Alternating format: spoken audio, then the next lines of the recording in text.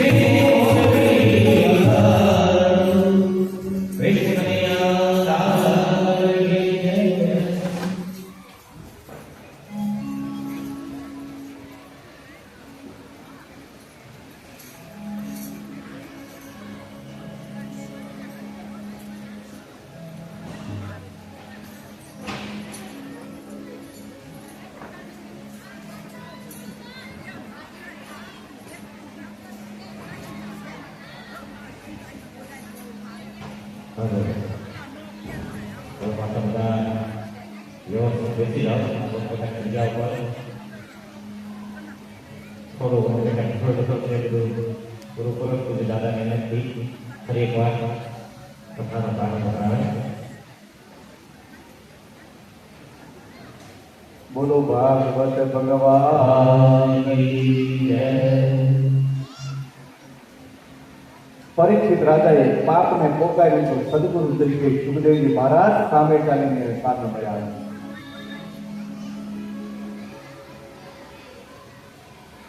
એ તમે હમણાં કરતાલ કાઢેલી હતી, પાછી થેલી જ નહીં નાખતા.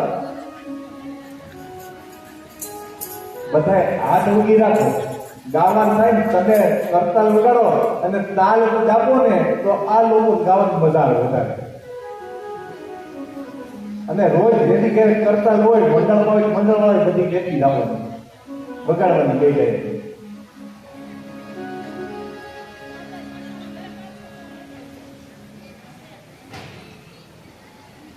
પરીક્ષિત રાજાને સુખદેવજી મળ્યા. સુખદેવજી મહારાજની પૂજા કરી. સુખદેવજીને આસન આપ્યું છે. સુખદેવજી મહારાજની સામે પરીક્ષિત રાજા જે અપરાધ થયો છે એ અપરાધની ક્ષમા માંગે છે કે ગુરુજી મહારાજે આવું પાપ થઈ ગયું છે. હવે મને શ્રાપ મળ્યો છે કે 7 દિવસની અંદર મને તક્ષક નાદ કરવાથી મારું મૃત્યુ થવાનું છે. તો પ્રભુમાં પ્રીતિ કેમ થાય અને પ્રભુ પદ કેમ પમાય એનો મને કંઈક રસ્તો બતાવો છે. ત્યારે સુખદેવજી મહારાજ પરીક્ષિતને કહે છે કે રાજા, 7 દિવસ તો બહુ થઈ ગયા છે. પરમાત્માને ચરણે પૂગવું હોય ને તો 5 મિનિટમાં પૂગી શકાય છે. એવું નથી કે 7 દિવસમાં મોક્ષની ગતિ સાથે આપણી ગતિ ન મળે. 7 દિવસ તો બહુ તારી માટે છે. હું તને એ શ્રવણ કરાવું છું, શ્રવણ કરી છે. અને પરીક્ષિત રાજાને શ્રાપ મળ્યો એવું નથી. આપણે બધાની એમ જ છે. આપણે બધા પરીક્ષિત જ છીએ. રવિવારથી ચાલુ કરો. રવિ, સોમ, મંગળ, બુધ, ગુરુ, શુક્ર ને શનિ 7 દિવસ થાય. આ 7 દિવસ બાદ આપણે એક મરવાનું છે. કોઈ 8મો દિવસ એક્સ્ટ્રા આપણે આવવાનો નથી. અધિક મહિનો આવે, 31 તારીખ આવે, 29 તારીખ આવશે, પણ 8મો દિવસ કોઈ વધારાનો આવતો નથી. આપણે પણ આ 7 જ દિવસમાં જવાનું છે. એટલે આજથી માંડો કે આ 7 દિવસ પરિસ્થિતિ જેમ મને મળ્યા છે.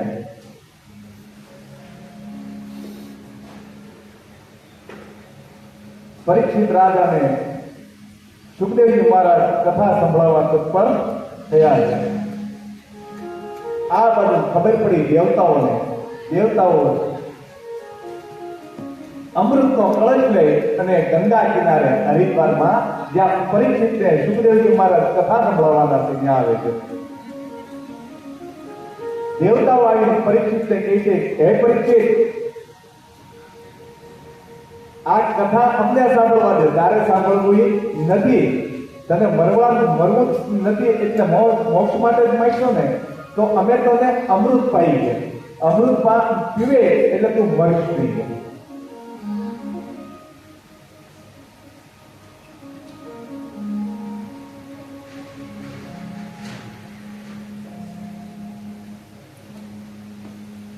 પરીક્ષિત રાજાને દેવતાઓએ આવું કીધું.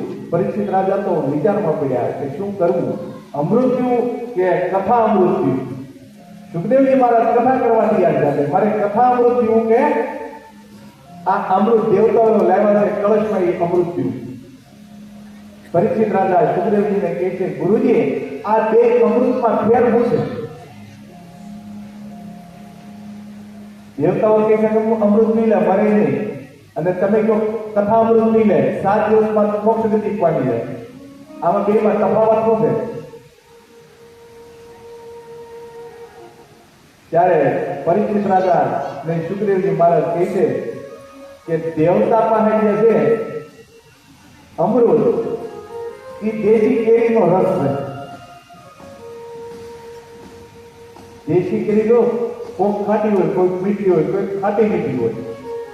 એક સરખા સ્વાદની કોઈ આવતી નથી. અને આ કથારૂપી અમૃત છે એ કેસર કેરી છે. હા, ત્યાં સુધી મીઠી જ લાગે છે. હવે તું વિચાર કર લે, તારે અમૃત પીવું છે કે કથા અમૃત પીવું છે? પરીક્ષિત રાજા દેવતાઓને કહે છે કે મારે તમારું અમૃત પીવું નથી, મારે કથા અમૃત પીવું છે. એટલે ભાગવત કથામાં રાસલીલા આવે ને એમાં ગોપી ગીત છે. ગોપી ગીતમાં ગોપીઓ પણ કહે છે તવ કથામૃતમ તપ્ત જીવનમ કવિપીડિતમ કલ્પશાપમ શ્રવણ મંગલમ શ્રીપદમ. ભગવાન એવું કે ગોપી કે તું અમને હેકે જીવવા કરતો હતો કૃષ્ણને કહી છે અને તારી કથા અમને મરવાનું છે. મરવાની ઈચ્છા થાય તો અમને જયારે અમારાથી વિયોગ થાય છે ત્યારે અમને મરી જવાની ઈચ્છા થાય છે, પણ ત્યાં કોક તારી કથા સંભળાવે એટલે પાછી જીવવાની ઈચ્છા થાય છે. એટલે કથા અમૃતની સર્વશ્રેષ્ઠ અમૃત છે. એની પાસે દેવતાઓનું પણ અમૃત ફીકું પડે છે.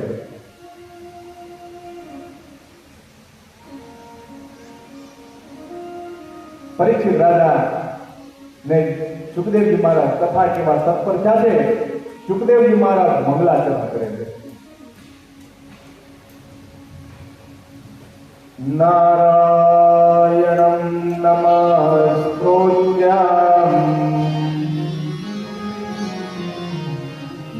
નરં ચૈવ નરોત્તમં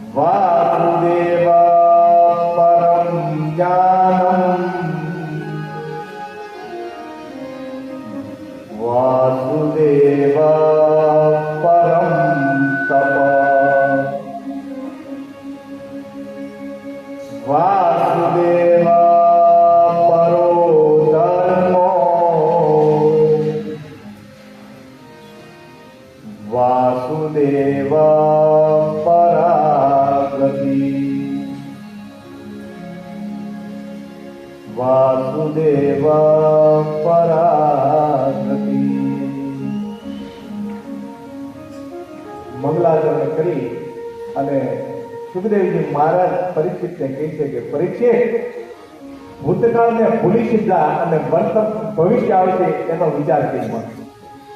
પાછળ શું બની ગયું છે આપણી જિંદગીમાં, એટલા વર્ષ કાઢ્યા, પાછળ આપણે કેવા દિવસો કાઢ્યા છે એને યાદ ન કરતો. આગળના દિવસો કેવા આવશે એની 7 દિવસને યાદ કરતો નહીં. બધું છોડી અને પ્રભુના ચરણમાં બેસી જાય. આવી રીતે તું કથા સાંભળી રીતે 7 દિવસમાં કરતો.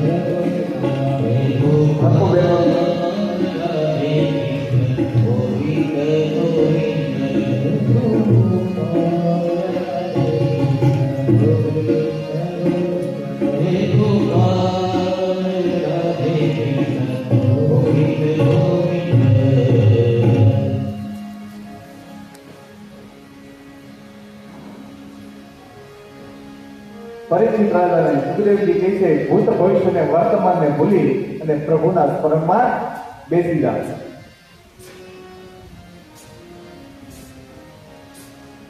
ભક્તિની કોઈ ઉંમર હોતી નથી. આપણે બધા શું કહીએ કે ગઢપણમાં માળા પહેરવું અત્યારે ઘરના કામ કરી લઈએ, પણ ગઢપણમાં કામ માળા પહેરવાથી નથી. જે કોઈથી કિરીટન કરવા કહીએ ને તે આપણા ફાવે નહીં. આખી જિંદગી માળા પહેરવી હોય ને તો પછી માળા અડધે નથી કે આશ્રમ મુકાઈ જાય, પાછી પહેલેથી ચાલુ કરવાની.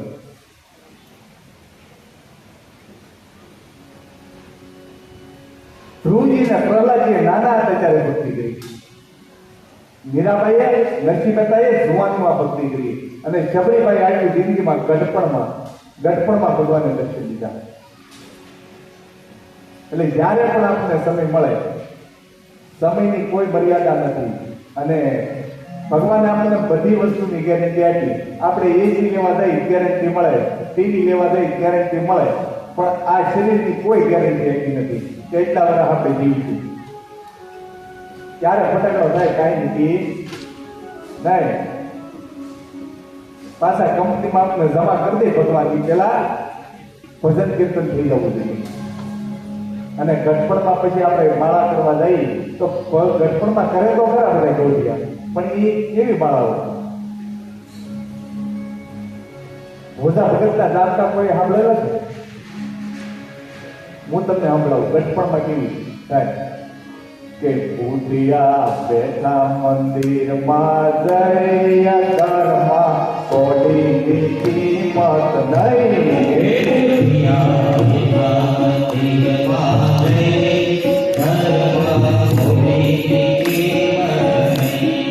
ભૂતિયા બેઠા મંદિરમાં જય ઘરમાં કોડીની કિંમત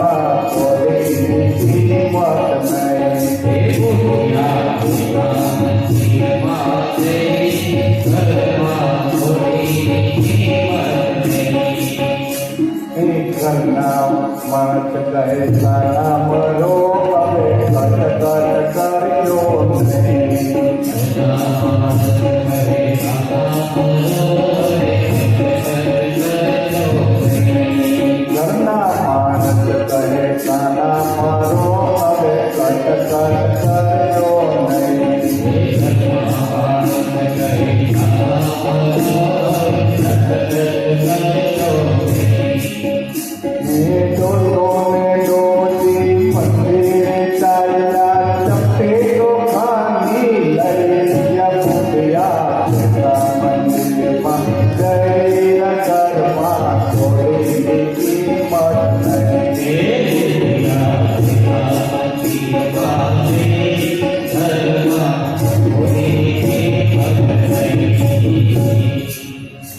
કઢે જઈએ ગમે ત્યાં કાંઈક બોલીએ છોકરા કે હવે સાના મને આપ્યા તમને કાંઈ ખબર ન પડે.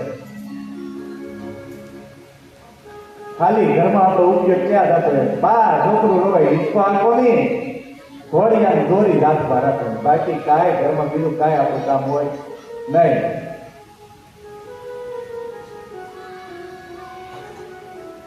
ઘરમાં કોઈ આપણું જરૂર ન હોય એવું વાતાવરણ થઈ જાય ગટપણમાં. અને જ્યારે ઉપાધિ થાય ત્યારે બાળા નથી તો એ આખી જિંદગીનો અફસોસ આપણે થઈ કરીએ છીએ કે કેટલું દીકરાઓ હાથું કર્યું, છોકરાઓ હાથું કર્યું, ઘર હાથું કર્યું, અને છેલ્લે આ દિવસો આવ્યા હતા કે ઘરમાં કોઈ આપણે સાંભળતા પણ નથી. 5 મિનિટ બેસવાની તો વાત અલગ, પણ વાત કરીએ ત્યાં કાઢી નાખે આપણે ઘરમાં. એટલે તઈ કઈ માળાઓ થતી નથી. ગઢપણ રે ગઢપણ જાતિ આવું